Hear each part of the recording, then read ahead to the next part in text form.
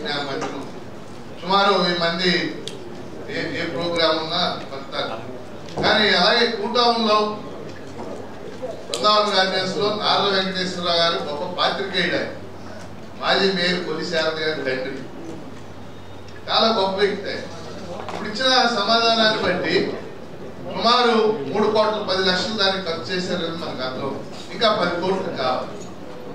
So నా ప్రశ్న ఏంటంటే అసలు అది పూర్తి చేసే ఉద్దేశం ఉందా లేదా?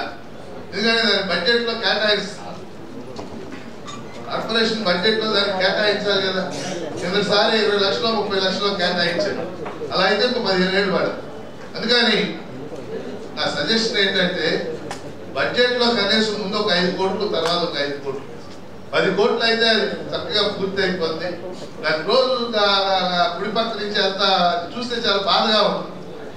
అది పూర్తి అయితే మనం కార్పొరేషన్ తరఫున దాని నిర్వహణ చూడవచ్చు, దాన్ని అద్దె పెట్టి కొంత మనీ కూడా వసూలు చేయొచ్చు. అందుకని 2 ప్రశ్నలు, నార్ల వెంకటేశ్వరరావు ఆడిటోరియం పూర్తి చేసే ఉద్దేశం ఉందా లేదా?